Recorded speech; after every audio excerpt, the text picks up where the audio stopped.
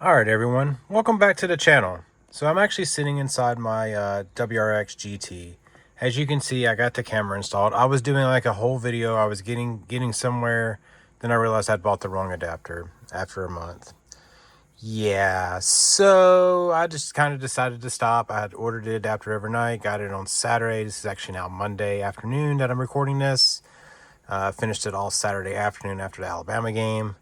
But basically, you're going to just get a prod tool that comes with the device, and you're going to pop this out over a corner. There's going to be two Phillips head screws. Then you just pull this out. Then there's going to be a device over here. I'll link the item in my video on the description. There's just literally a device over here. You just pull out, swap it, adapt it in, and then I just put the adapter up in here, ran all the cabling down through here. Then I got the long, like 6-foot cable or whatever, and tied it up in here, and then kind of ran everything. Like you can kind of still see a little bit right there, but it's all ran through here, goes down through here, comes up through here. You can kind of see a little gap right there, and then on there. If I have to go back through and fix it, I will, but then it basically goes down through there. Then it kind of comes up there, and then I just kind of pin some stuff down in there. And then I run it to right there for the rear end. So it's not hard. It just sucks when you don't have the right equipment. And I thought I had ordered the right one from when I did my Crosstrack, but apparently this is a smidge different than my Crosstrack and my Outback. So with that being said, if I were to sit here and turn this guy on, like I said, the power is coming through up here. Leave Nebraska? I'm not sorry about that. I still had the radio on for the game, but yeah, it takes about maybe 10-15 seconds and it's ready to start. Then it's just like my other ones, I have the front here. Sorry, I look like crap, but I literally just got off work and it's still a little, not hot here in Birmingham, but it is what it is. Let me get off me because I look like crap. All right, anyways, that being said, that's pretty much it. I just wanted to kind of come on here and just show you that I did it. I really wanted to show you how to do it. It's really not hard.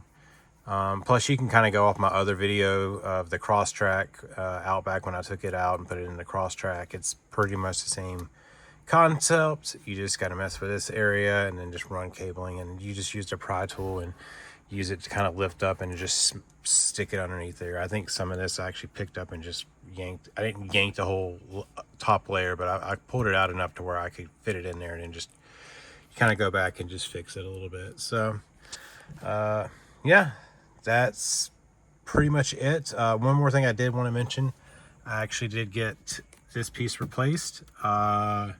Basically I took out this entire piece right here, and then I just worked on a piece underneath there. We're popping it out, popped a new one in. To me, it looks so much better. I'll have some more stuff like that. I got the front right fog light area cover fixed, or not fixed, but I got it in as well when I got this.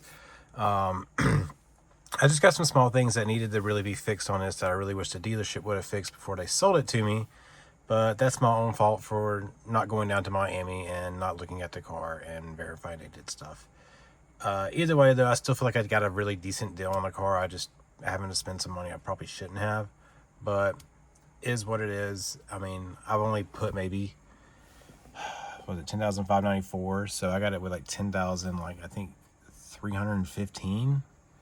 So I barely have put 300 miles on it in like 3 weeks, and I've already updated the software and everything like that. So, yeah, my next video will be actually me changing this out. I'm going to put the STI start-stop there. Which, funny thing, my actual real STI doesn't even have that. It's just like this. But basically, I should be able to pop this out with a pry tool. If not,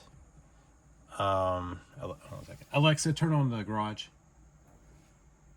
I should be able to pop this out with a pry tool. If not, I basically kind of got to pull this out a little bit and do that, which is not hard.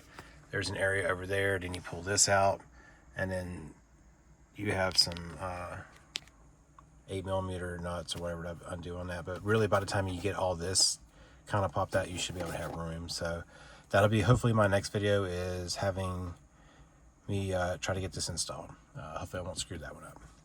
So with that being said, just a quick little short video of me getting my camera on here and kind of telling you how I did it, not showing the whole video, even though I was unboxing it and stuff. Maybe another day, maybe I'll go back and look at the video footage of me unboxing it and just show you like that 2-minute clip of me unboxing, so you kind of see what's all in the box.